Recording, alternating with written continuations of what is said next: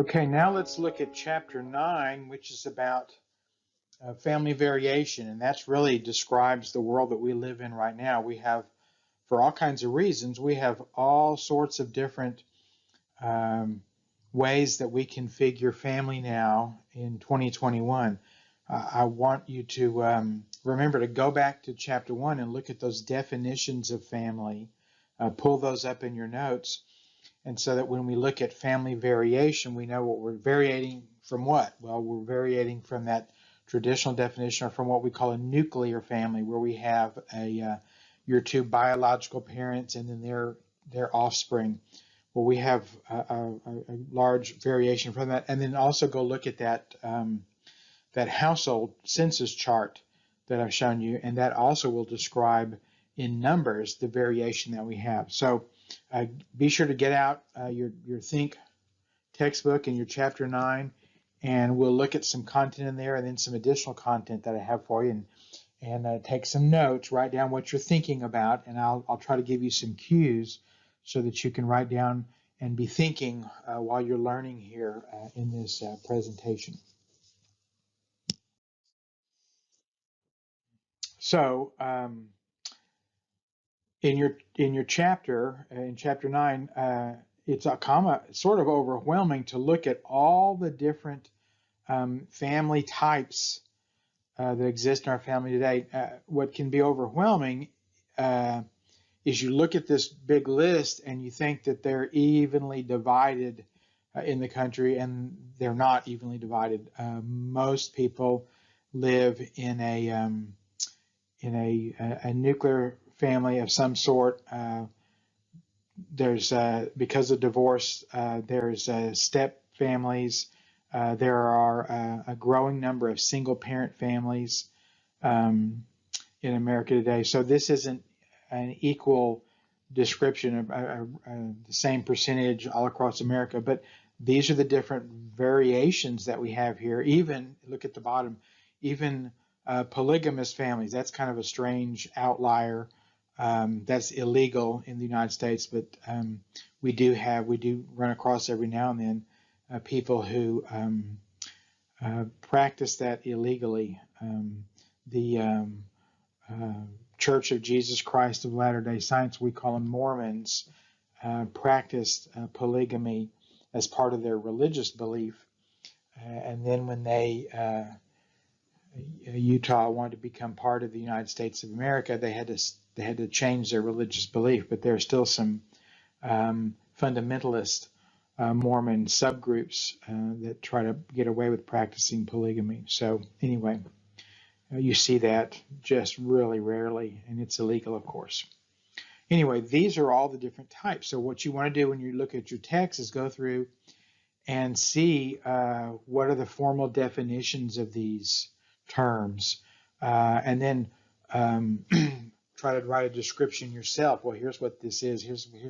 Here's how I would explain this to somebody else. And then maybe you know of an example. Maybe there's somebody that you know in your family, in your extended family, or maybe there's a friend of yours or somebody who's in a family situation like this. Probably not a polygamous family, but still, maybe you know of somebody like this. Certainly you do. Living in Houston, there are all kinds of people here in our city. We're not in a little tiny town somewhere, so you probably run across people that experience family variation. So go through the text and familiarize yourself with this. Right now in America, most people cohabit before they get married, and so cohabiting has become a new norm in our country. Cohabiting has not replaced marriage, because people who cohabit plan to get married. And so most of them do get married. Within 4 years, people either go ahead and get married or they break up. And so cohabiting is not an alternative to getting married. It's a stage, a pre-marriage stage that people go through and engage in. In your text, also, there are, this is true in every chapter, at the end of the chapter, the author kind of presents kind of a pie chart and describes the three theoretical explanations. And these are classic in sociology. And so if the classical explanations are trying to explain why do we have family variation, what's going on, and what are the consequences of it, if we're going to have families in all sorts of different, we're going to organize them in different kind of ways. Well, what's the consequences of that? And mostly what I think about are what are the consequences for children if families are essential for raising children and for creating adults. What happens to children when they don't have a father, or when they are raised by a single parent, or there's too much transition in the family and too much disruption in the family? What happens to children when that happens? So look at the three theories here. Structural functionalists are tell us that families, when they look at a family, what they're interested in is trying to figure out how do families build society. How do they build individuals, and how do they build society? How do we use families? Why do we invent families in the first place? Well, we did that to as the best way to raise children, to create children and then to raise them, and then to construct a workable society. Well, a social conflict theorist, somebody from that perspective, well, they're going to look at families from a different perspective. They'll look at families and say, well, sometimes families have really strange, distorted power relationships. Remember when you look back at those authoritarian family communication styles, you remember looking at that and the ways that families sometimes perpetuate dysfunctional power arrangements. Well, sometimes that happens in families. And so a conflict theorist, not all families, but a conflict theorist would look at families and say, you know, families sometimes, like a patriarchal family arrangement, is going to perpetuate that, and it's not going to be healthy for everybody in a family. And so the power arrangements sometimes in families are unhealthy for everybody in the family. And so families sometimes can perpetuate that. Instead of fixing that or solving that or finding solutions to those kinds of problems, it perpetuates it sometimes. And then the symbolic interactionist, it's a completely different perspective at looking at families, and it looks at how you and I, within our individual families, how did we come to figure out who we are as a person? How did our family help us to understand how the world works and how we as an individual work? And so, you know, when you're writing your notes right now, think about your family, and let's think about it from a symbolic perspective. What did your family teach you? Maybe not a formal lesson, but what did your family teach you about yourself, about who you are? What were the big lessons that you learned about life? Just kind of watching your family, watching your parents. Maybe you had a single parent.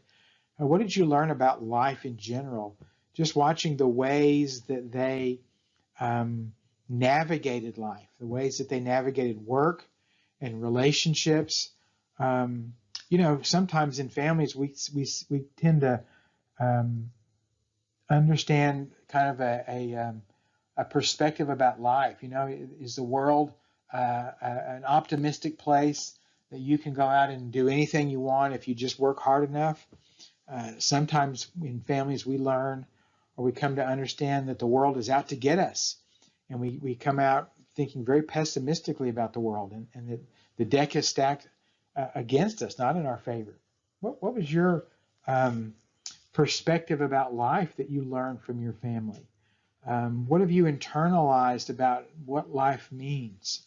And maybe are you an optimist? Are you a pessimist? Are you do you have a lot of hope about the world, or do you feel kind of negative about it? Those are some meanings that your family tends to teach you about the world, and meanings about yourself. How do you feel about yourself?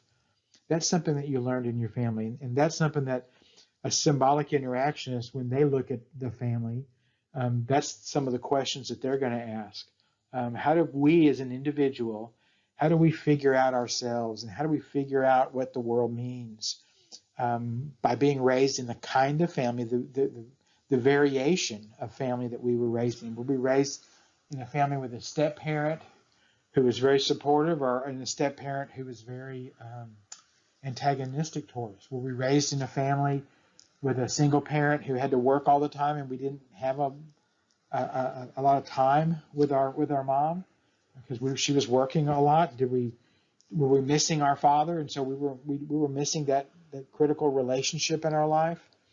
Do we have a nuclear family, and we had both parents, and they both equally invested in us, and we feel really kind of wholesome because of that? What was our relationship like? So this is a good place for you to jot down some notes and to kind of reflect a little bit and think about the consequences of family variation, the consequences that you experienced in your life, and to think about those.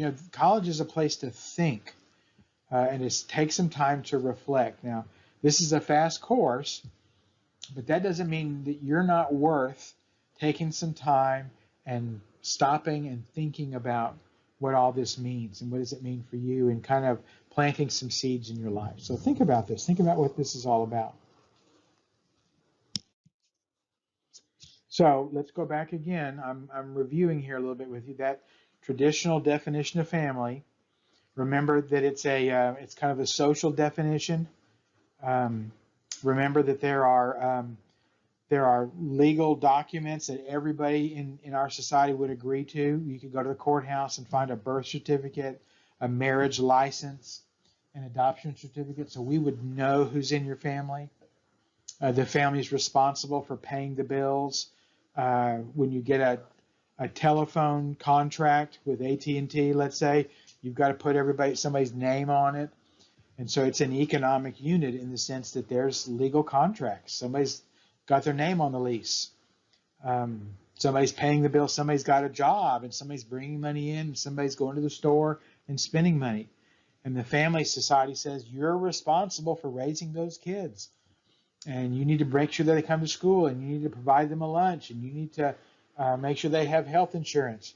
You're responsible for that. Well, that's what we have traditionally always thought families were responsible for. Well, again, this is a review. This is that new definition of family, where it can be anybody that living together. It can be anybody who says, well, we're going to live together, and we're not going to be married necessarily. We're going to maybe cohabit, or maybe we're going to be just really good friends, and you've got some children from a previous relationship, and I've got some children from a previous relationship, and let's just kind of raise them together. We're two really good friends. Let's do that. We'll form an economic unit because you'll live here in my apartment, and I have a lease, and then you'll pay for the electricity, and I'll pay for this. And so, that's kind of how we do an economic arrangement. And we spend most of our time together that we're not working. So we think this is an important group in our lives, and we're going to call this our family, quote, quote, quote, even though it's not legally a family. And so that's kind of what people think of as families now. Until recently, the Supreme Court decided that people in a same-sex relationship, now they could get married and legally be a married family. But until recently, that you couldn't do that. But remember what I told you earlier, that this is kind of a social definition, and individual people decide for themselves what this means. And so I'm not really sure, if I'm living on your street, if this is your definition, I don't really know, are you a family or not? I don't really know. You have to decide that yourself. This isn't a social definition where we could go to the courthouse and know for sure if you were a family or not. Again, let me remind you, this is another review. When we're talking about family variation, this isn't in your textbook, but look at the family variation. Look at 1970. And so there wasn't a lot of family variation when you look at the numbers, but now then look at 2012 and look at how the family variation, look at how those numbers have changed. They haven't changed a whole lot as far as married without children, but married couples with children has dramatically changed. And so now you have um, other family members, and you have other. And so those two categories could have children in them. The women alone and men alone don't have children in them, but the other family and the other, whatever the other is, whatever people call that, whatever they're considering there, those could have children in them. So there's another example of numerically looking at family variation in our country. Here's another slide to show you. This is new. This is something you haven't seen before. So this is 2020. So this is really very recent. And so look across the top. And remember, what you want to do when you look at a slide like this, a chart like this in a book or anywhere, you want to be able to write some sentences, a couple of them, that describe what you're seeing on the chart. So the colors, look at the key across the top. So the blue, the light blue, those are two married parents. And then the kind of purple color are two parents who are not married. And the pink color is a mother only, single parent. And the green is a father only. And then the gray color is there's no parent. So these are living arrangements of children. And so there are some children who are living in a family arrangement, a household with no parent there. So maybe they're living with their grandparents or a relative or maybe an adult sibling. And so what they did here is they broke it up by race. If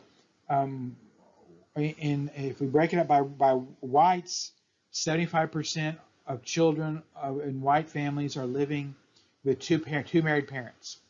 And look, 3.2% of white children are living with no parent at all. You see? And so black families, children, African American, 46% are living with their mother only, single parent families, we would call that. And then in an Asian family, look, that's the largest group of two married parent families in the whole country, 87%. So that's the largest group of what we would call a traditional nuclear family in the country. Looks like they have the smallest number of no parent children. And then Hispanic, 61% two parent families, 24% with mother only. When we say single parent family, we're mostly always talking about single moms. They mostly have custody of children, and single dads mostly are fathers in a divorce or a relationship that falls apart. They typically leave town. They're not able to take care of kids, although that number has been dramatically increasing over the past several years, really over your adult. Since you left middle school, the number of single fathers and fathers only raising kids has dramatically increased. It's been kind of astounding. So you see those numbers, 4.5, 4.7, 4.1. Those have kind of doubled.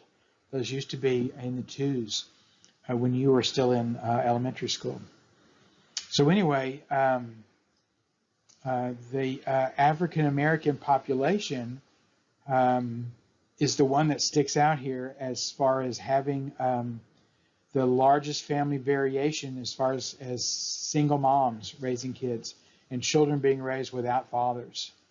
And we're going to talk about that and see about that when we get to the end of the semester and look at our Families Without Fathers textbook. But anyway, this is not in your chapter, and this is new information. So you can see family variation. And again, my concern is always, what are children experiencing? And so children living in a single parent home are experiencing all kinds of disastrous consequences. Their health declines, their financial situation declines, their insurance declines, they don't go to the doctor, their academic performance declines, they don't go to college.